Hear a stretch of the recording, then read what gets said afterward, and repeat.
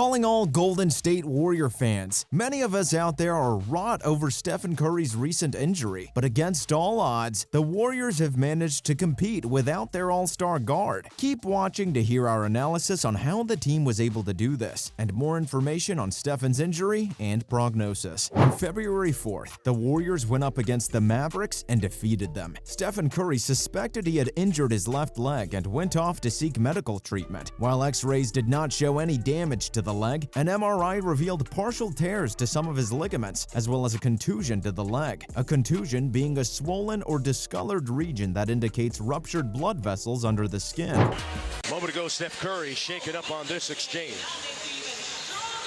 Bumping knees on that play and came up hobbling. The actual injury can be seen during gameplay footage of the fourth quarter, where Stephen and an opposing player collided knees. After the impact, Stephen had to excuse himself to the locker room and can be seen limping severely on his way off the court. One reason this injury could have been sustained over a seemingly innocuous collision is because Stephen had actually already hurt that same leg a few days before the game. The collision seemed to be the straw that broke the camel's back, or perhaps the bump that broke the player's leg. Inwards a little bit.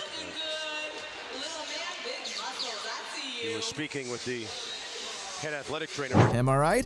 That was in poor taste. Moving on, after the game, the head coach of the Warriors pointed out that simply the fact that an MRI was required was a bad sign. After being treated, it was estimated he would be out for several weeks, which spelled out very bad news for the team. For a bit of context, let's take a look at where the team would be if Stephen Curry had never joined the roster. Without Stephen on the team, the Warriors would average only 103 points per 100 possessions. This would place them in 19th place, and their points per possession average would be sitting below average for the league. Defense ratings for the team without Curry would fall second only to the Sacramento Kings, the Los Angeles Lakers, and the New Orleans Pelicans. Some more specific factors can also be examined. With Curry on the team, the Warriors' free throws per field goal attempt sits at .219%, and without him, it plummets to .155%. This is a whopping 34.225% difference. With Stephen, the team's effective field goal percentage sits at 58.8%, and without him, it drops to 49.5%. This represented a 17% increase with Curry on the team.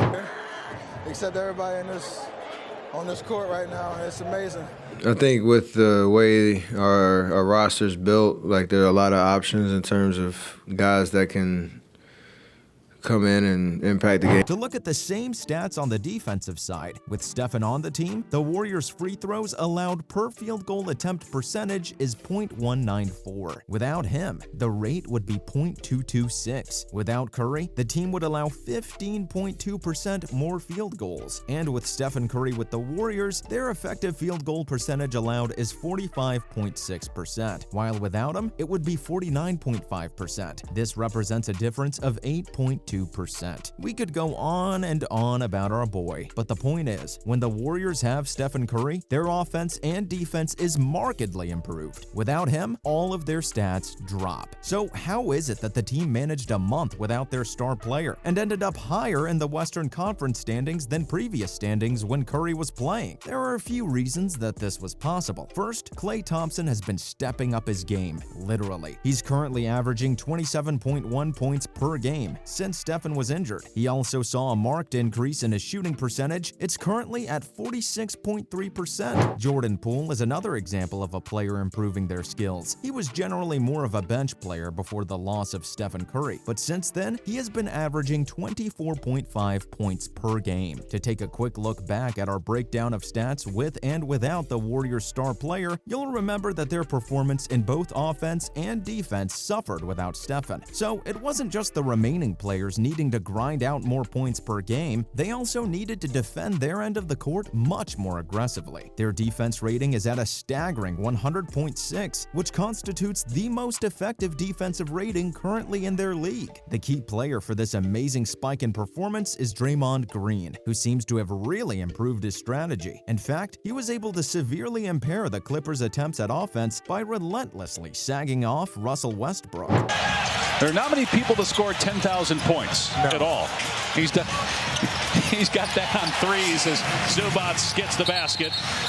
Coach Steve Kerr said, "Between Draymond and Kevin Looney directing the defense, our guards getting back on the glass, defending without fouling for the most part, and just staying solid, I think we're finding something." And finally, fresh off of weeks of recovery, Stephen Curry was able to rejoin the team on March 5th for their game against the Lakers. Stephen was thrilled to be back on the court for the game, and while the Warriors unfortunately did not win, they played an amazing game.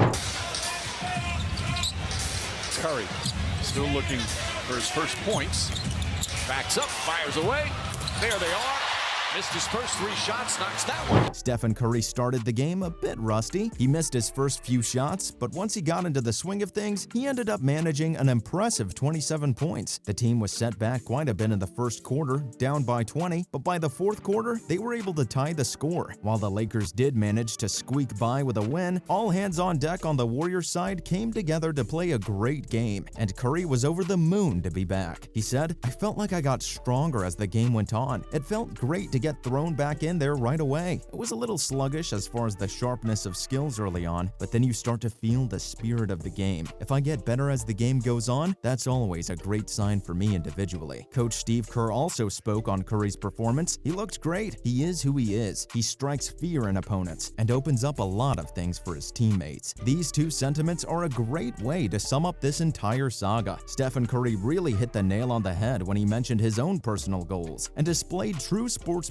with his views on his own decreased performance in the beginning of the game. "I have always said that athletes will perform much, much better as soon as they learn to take great care of themselves, physically and mentally." Curry proved this to be the case. Coach Kerr also displays amazing sportsmanship with his unwavering support of his players. It's clear that this is a group of people who really enjoy working together, and that kinship can go a long way when a team is in the weeds. I mean, look at how effectively the team was able to make up for the loss of their star player. At the end of March, the Warriors are sitting comfortably in 6th place in the Western Conference. Stephen Curry has shown the world that no matter the circumstances, he remains one of the best players in the NBA currently playing. What do you guys think? Luka gets down the middle of the lane, hangs, and banks it in. Are you kidding me? That split of the double team and then decelerates and goes off 1 foot as Green.